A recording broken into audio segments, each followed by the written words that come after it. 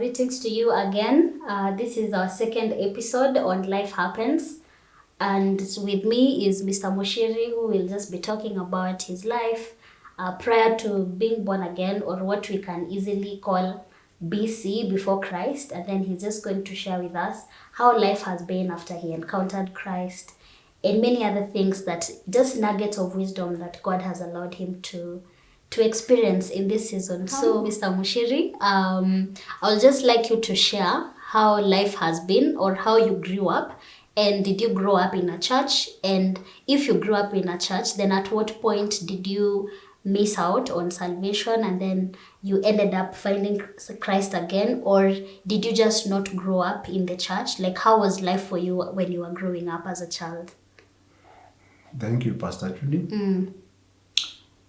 As you said, my name is Muchiri Nganga. I was brought up in a village by the name Dodori. Many people know Dodori. Dodori has a place in our country. So whenever I mention the word Dodori, people are like, you Dodori? I say yes, that is where I come from. Okay. Now, my parents were strong believers in Catholic Church. So that is where I was brought up. I was baptized in Catholic Church. You know, young people have many issues to attend to. Yes. Even after school, you know, After high school, I went to outside in the world to do, you know, to look for jobs and etc. etc. But let me say, I couldn't make it for the church in many occasions. Sometimes I would even stay out of church for 1 year or two before. Because of being busyness. So I thought. Okay. So I thought maybe let's call it lifestyle. Going to church and not going to church, that depends on what company you have, your friends and whatever. If your friends don't go to church, then you are engaged in other businesses. Would you like highlight what were some of those businesses that hindered you from going to church? One, running after money. Okay. Secondly, spending the money. Yes. Okay. That's how you spend it. Even on Saturday.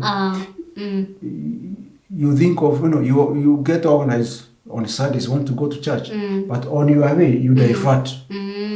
Now you think you don't reach the church. You go and can decide to go and buy a newspaper. Saturday, we used to call it what? Saturday what? Saturday Nation. Yes. But instead of going to church, you find your way going to the home pub, your nearest pub. So that is where you worship. At what age were you introduced to alcoholism, like taking alcohol? Because you've talked about going to your nearest pub. Were you still a believer at that point, or you were just in Catholic from a Christian home? Oh yes. Yes, but at what point were you introduced? Those are the believers. Okay. Yes. Okay. Everywhere it was normal for people to take alcohol. Everyone was a believer. Okay. Make no mistake. We were all believers. Oh, interesting. Oh yes, we are all believers. That's interesting. Really interesting, because the idea that we have on people who are born again is that they don't indulge in some, like now taking liquor. And all that, but now where you were coming from, it was normal for people who are still going to church to just indulge in alcohol. Okay, but at that stage, when you talk of being born again, now you enter to another chapter. Okay. Because that's another new chapter. So now, just bring you back. So being raised in a Catholic background didn't necessarily mean that you were born again. Not exactly. Okay. Because I think in that religion, everybody you know. Is born again. Yeah. You do whatever you like. Okay. You know, in my family, we are 4. Okay. 2 brothers and 2 sisters. Yes, And we are balanced. were you the first born? I'm the last born. The last born. Yes. So you grew up seeing all of them. That was the norm in the home. I found my father enjoying his drink. Okay. And his brothers, and the whole family. Yeah? Or even the extended family. Or even the extended, but that's why I'm telling you. That is It was normal. It's a family. It was normal. It's a family tradition. Okay. You are brought up in that tradition. Now it makes sense. So it's normal to just have alcohol in the home. Like you didn't even have to go to the pub to get alcohol. You could just get it in the home. Yeah, it was over. Wow.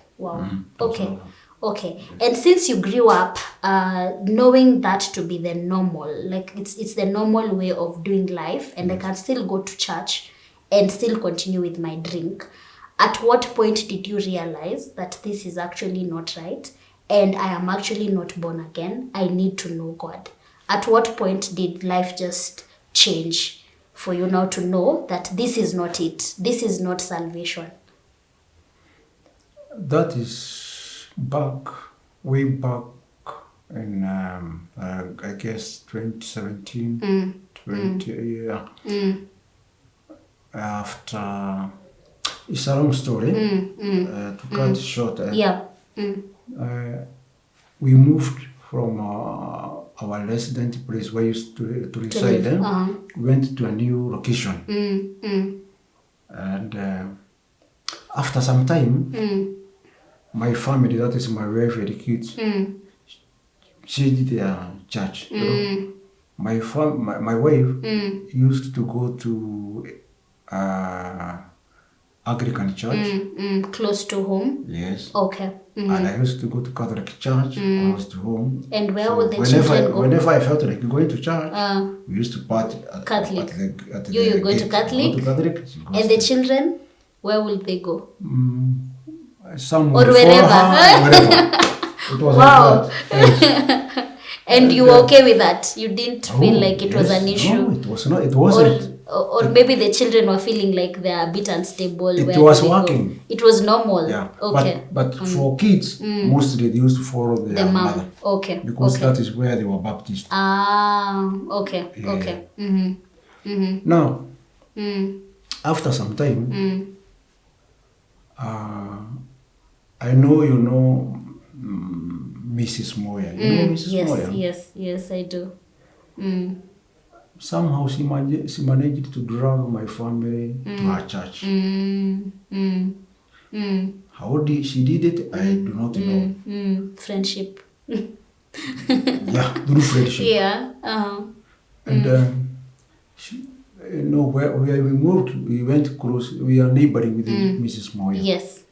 So she should come on Saturday, pick them up, and take them to church. To her church. Okay.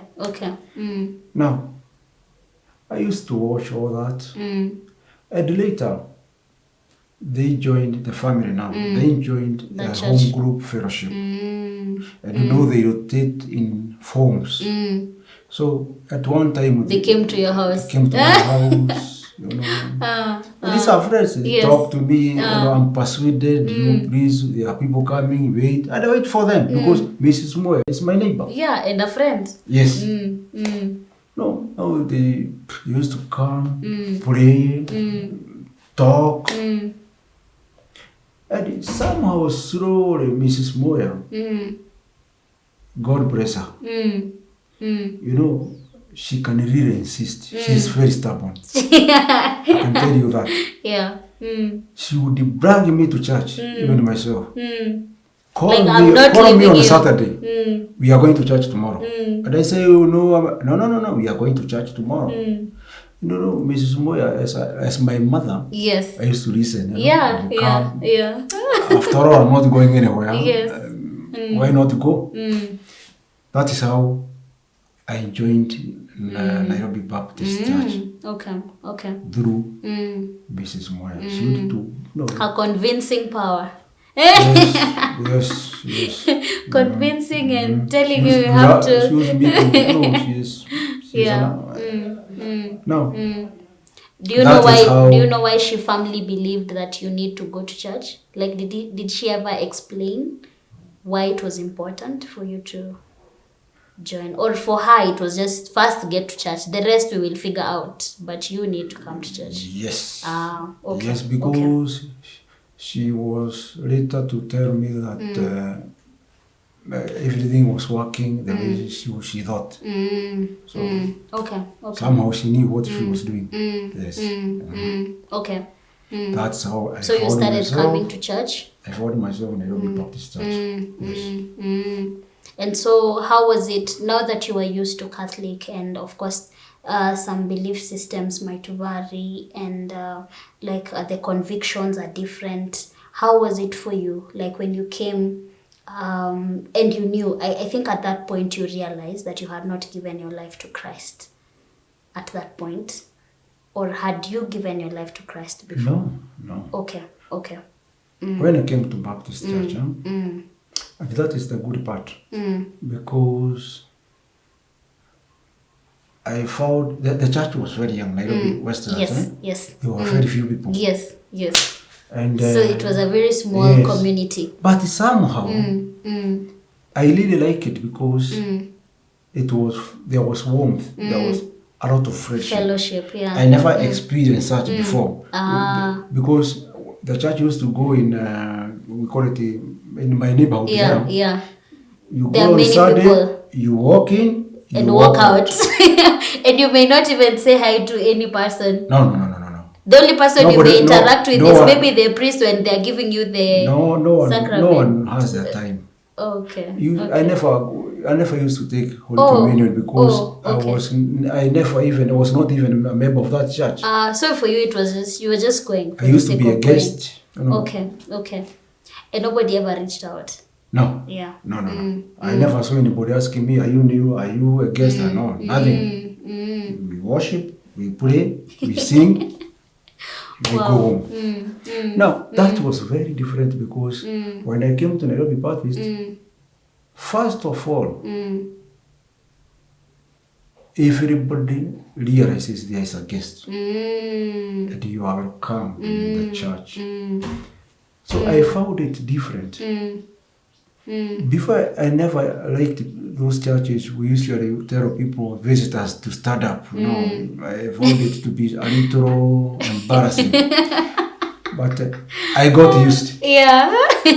Now, because you were the first time you came, you were asked to stand. Yes. Okay. No, there were very few people in the church. Okay, so it was okay. It was okay. I stood up.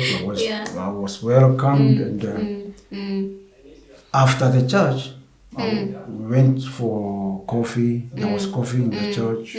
That's and a little time introducing one another. I was happy because many people wanted to know about me. Who you are. Even my fellow worshippers, they wanted to know about me. We talked. Many encouraged me, come next time, come on Saturday, do you like it here? So I was concerned. So you felt these at people, home. these people are very good. They want me to join their church. Yeah. Okay. So we went on the next Saturday. Mrs. Muya is there again. Let's go to church. Now it became a normal. Yeah, it was normal for you. Yeah. But I used to come to she used to pick us with her car and drop us. The whole family. Yeah, the whole family and bring us to church. So it was easy. Yeah. And I got used. I got used. Yeah. And also the fact, of course, the warmth. I think when you talk about the warmth, I'm reminded of Acts chapter 2, where it says that all the believers were together and they had everything in common. So like you felt like there was that aspect of togetherness, and there's a way you could relate because there was something common with these people. It was very easy. And it was very easy to see the commonality. And of course the commonality was Christ and the cross. And for you wanted to identify with that. Okay. Oh, yes. Okay. Yes. So at what point did you now give your life to Christ? Other than just coming to church, at what point were you convinced that I want what they have? I want to be common with them. I want that commonality that I see. You know, Pastor, it was like I was being attacked from all corners. Okay. From the church, from the home group fellowship. Don't forget that. Yes. I was being attacked from all the corners. Yeah. Everyone wants to get into your life. Yes. And I was wondering what might be happening. Am I not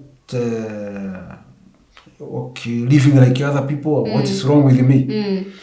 So, but you know, I was very keen. I used to listen everywhere. When I come to church, I listen to sermons. I listen to people around what they're saying. church. But when we go to fellowship, you know, these are people you face and talk on one-on-one. One-on-one. Yes. Now, it came a time when the church introduced, what did you call it? Coffee run. We used to go, yes. I don't know whether you coffee were there. run. We used to go coffee run by that time. Yes, evangelizing in the streets. Then they could drag me around. Yeah. You see, they wanted me to be in all of them. They said, wow.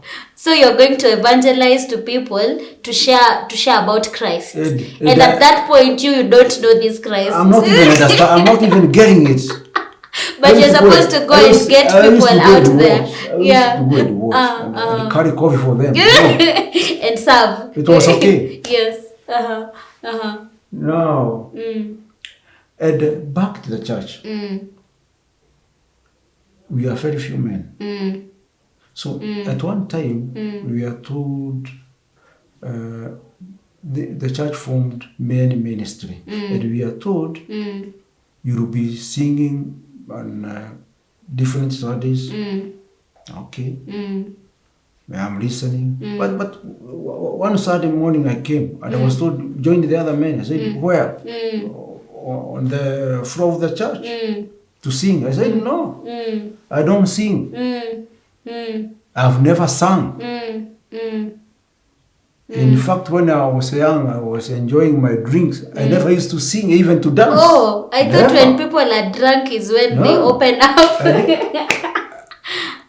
I hated singing. Okay. It was not in my blood, singing. And I used to believe that I cannot do that. So I was never interested in singing. But I was encouraged by, Peter Jugona. He was my friend. Told me, come along and join the men. Even if you don't know how to sing, just mama is out to God. And at that point, you're still not born again? No. Okay. No. But they're still welcoming you I joined the other men. Just do life with them. Yes. Okay. Maybe they wanted me to do a case study with them. You never know. I don't know. Case for Christ. Maybe. Now you see, I became a member of men fellowship. Yes. In the church. Yeah, we are still going. Now, when you go back to home group fellowships, I came to know those members. They are neighbors. Yes. So I could listen to them, narrating their stories. Lives, their stories, So I know this one, this is Mr. Paul, this is so and so, this and so. But one day, I listened to a story. That story, I came to realize is what we call today testimonies. Because before, I didn't know about testimonies. Yeah. And I used to hear people saying, I'm going to give my testimony. And you would wonder, what is that? They were very boring, And then I usually thought these people, they are not up to date. Or you even had a script, like you knew for a testimony what people say. Yeah, and I hear them saying, I'm born again, I'm this and that, and they say, these people, they really want to mess over, to waste our time. Yeah. So, That particular Sunday when we had fellowship, I listened to one testimony. Yes. To me, it was not a testimony. It was a story, a real life story. Because these are people, they are sharing their lives. What is happening to them at that particular time. Yes. Those are not stories. I don't know what you can tell them. You can say they are, but they are not stories. When you come to me or to us and tell us what is happening to your house, you have this problem and that, that is not a story. That is the reality. I don't think it is even a testimony. Yes. That is reality. So I listened to those reality stories and I was moved because the guy told us how the wife got sick. She was eating from cancer. They had no money.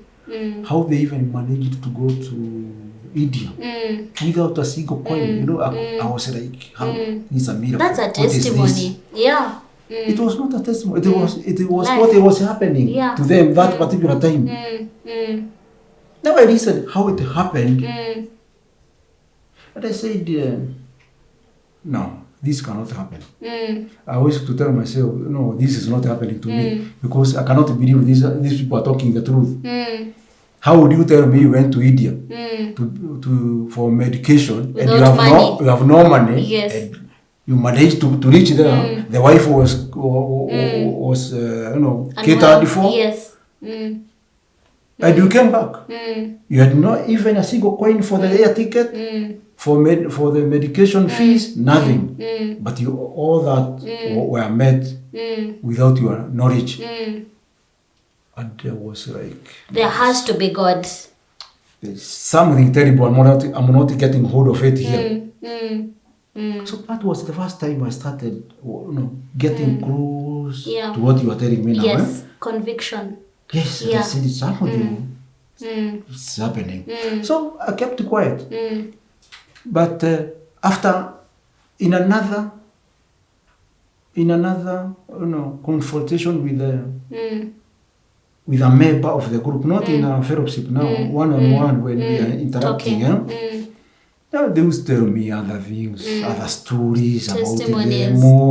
I said, no. There is something bigger than me. Something. Yeah. Although I knew there's God, no doubt about it. I knew there was God, and I feared God. I believed in God. But you had not you had not had people who have encountered Him at a personal, close level. Yeah. Yes, and with now such testimonies. I used to think people pretend. Or they just fish stories. Fish stories and pretend about, God did this to me, God did that. I thought people were pretending. But I saw, firsthand. People you've interacted with, you've eaten together, you've laughed, you've touched them, they're real, you have my neighbors. Seen their lives. My neighbors. Yes. So, came another Saturday. We went for coffee run. One evening, we preached to people. I used to, I give them coffee, I do this. Coming Saturday, we went as men ministry to preach in Ruakabeta University, where our young adults, yes, Mr. Tanin was preaching that day. All the men were there. And I looked at that, convoy of very many men, very many, I can say people with a name with this country, senior people in that convoy. And I said, even these people love Jesus. They believe in that. Yeah. Something I'm missing, but I'm going to get hold of it. Very senior people. And okay, the service went very well. The sermon was delivered properly by Tanin. After the sermon, we went back to church, and that day we had a fellowship. the home group fellowship. So we went to one of our members. We prayed as usual. We talked. But that particular day, I remember I went out of the house. And, I organized a meeting by myself for 5 minutes. And I took minutes. I told myself, or I thought I was talking to myself, I think this is the time. This is it. What I've been looking for is finally I have found. Yes. That's how I got saved. That particular day. It was alone. It was February 13. We had come from Rockabeta University. And we went to home group fellowship. And you sat there with day. God. I went back inside. What was your conversation like? Okay. I found Peter Otto, I found Mr. Gatia. You know Mr. Gatia? Yes. And I told them, you have been telling me about getting saved. I want. Explain to me. Wow. And get it done.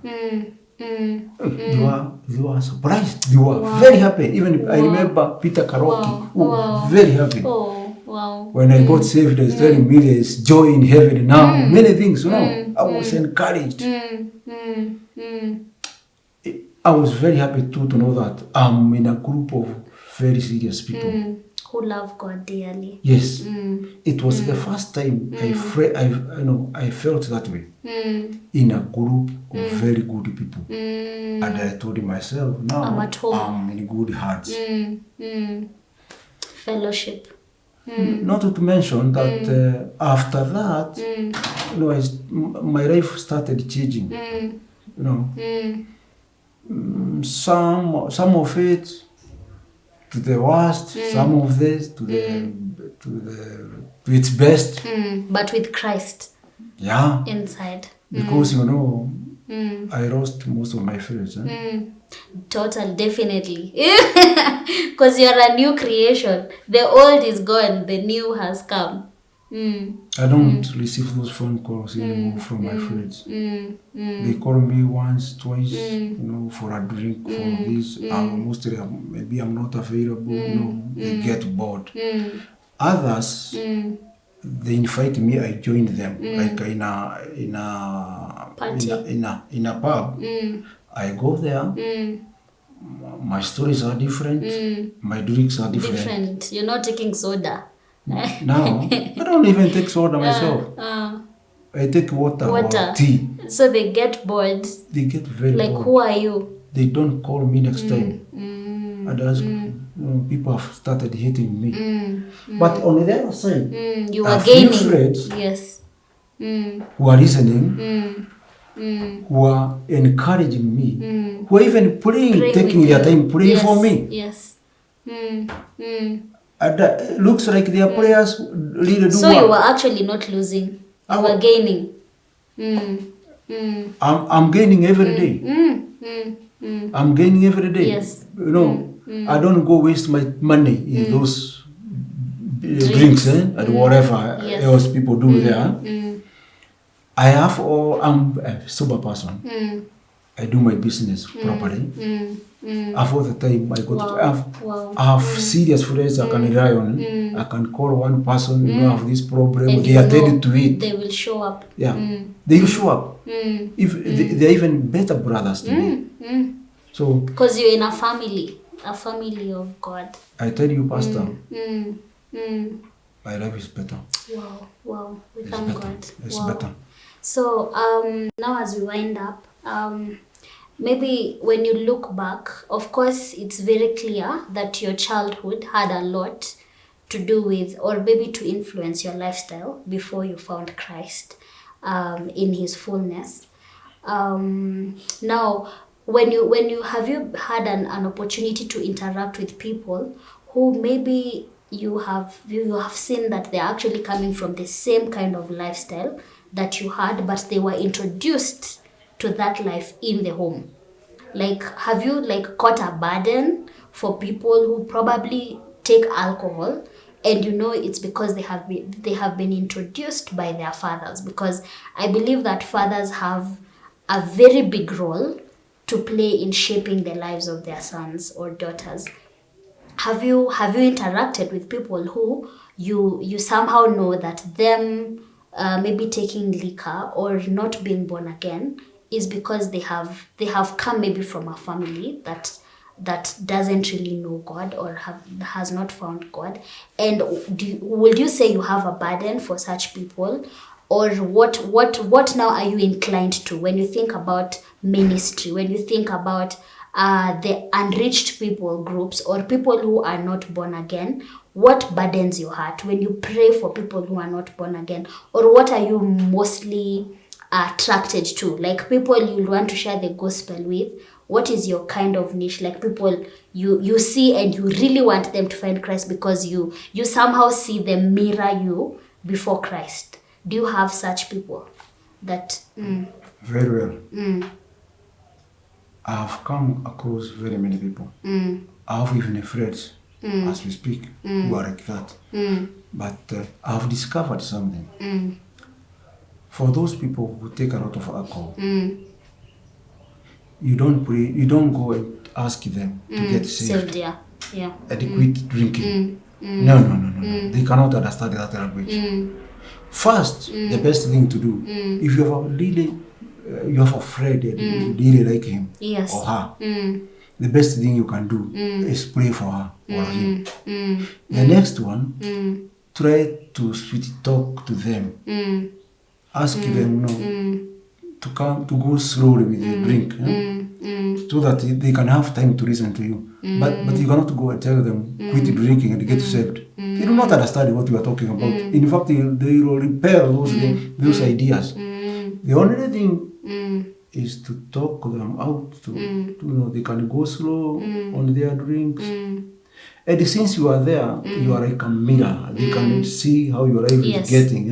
You are getting better day after day. And they want that. Maybe they can, they can get jealous about you. Follow you away. Yes. But you cannot talk to and preach to them when they are. We don't preach to drunkards. No.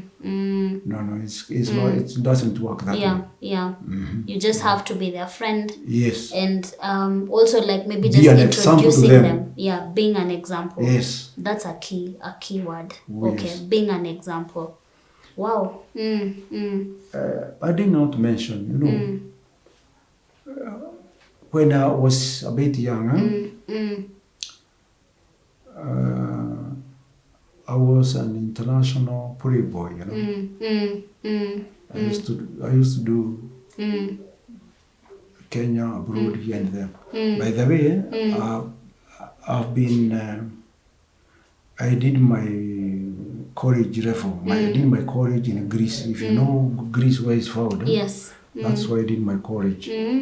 From let's say about 7 years, I was there.